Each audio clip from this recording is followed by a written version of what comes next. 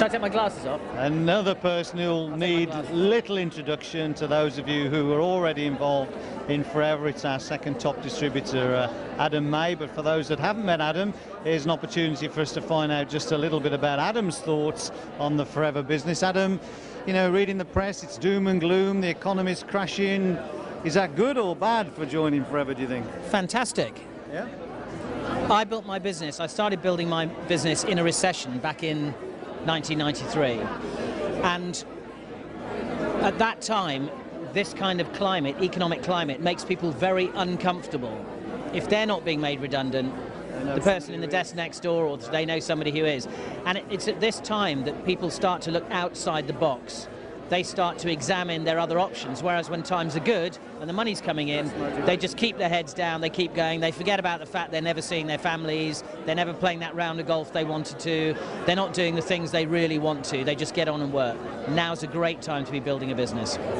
We're likely to see probably a couple of hundred visitors or guests here this evening looking at the opportunity. Do you think there's still scope for plenty more in the Forever business?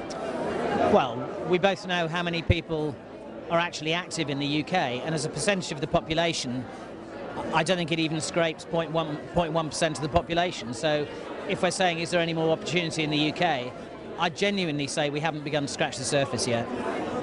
We've spoken to a number of people this evening who said that at the start of their Forever journey they were a little cautious, a little sceptical. What's your view on how you can overcome that? If you're just getting started in Forever, what would be your advice? If somebody was joining your team, for example, what would be your advice to have a fast start with Forever? Well, they need to schedule in attending all the core trainings.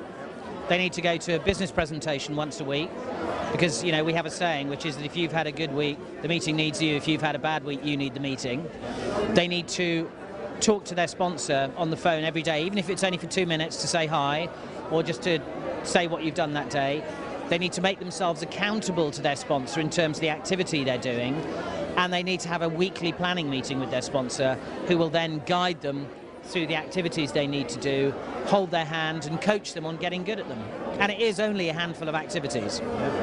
So from small beginnings in London, you've built an international business? Absolutely. And the funny thing is, about 4 days ago, I got a check from Chile. Chile? I didn't even know I had a business in Chile. I mean, it wasn't huge. It was only for $100.23.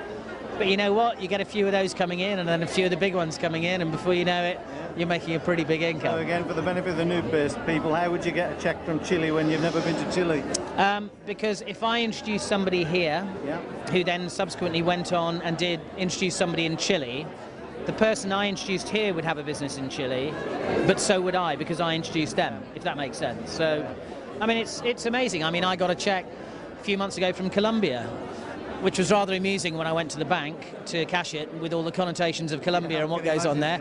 But I'd imagine for just over $100, I'd be a rather more successful drug smuggler if I was getting a check for a lot more than that anyway. How many markets around the world do you get checks from, roughly? About 40. 40? Fantastic. Did you ever imagine day one that would happen to you? No, actually. I thought my sole ambition when I looked at Forever was I thought maybe I could make an extra couple of grand a month. But very quickly I revised that when within 6 months I was making a couple of grand a month. And then within 21 months it was 5 grand a month. And each time you see your income grow, you keep thinking, well, maybe I can grow it a bit more. And so when people join and they come in and they look at people like myself who've been in the business for 17 years and they think, I'm never going to build a business like Adam.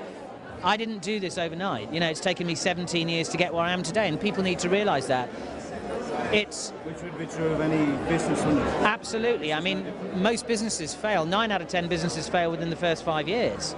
The businesses that succeed don't make money normally till their 4th or 5th year. So for people to join and expect to be making a fortune overnight is just totally unrealistic. So you see the future as bright for people joining the Forever organisation today? Absolutely. Join in the UK, build a business here. You'll find it grows internationally. If you have any international contacts anyway, you're lucky because you can do that. But there is a phenomenal opportunity here in the UK today. Thanks for your time, Adam, and for your words of inspiration. Good to see you. Thanks.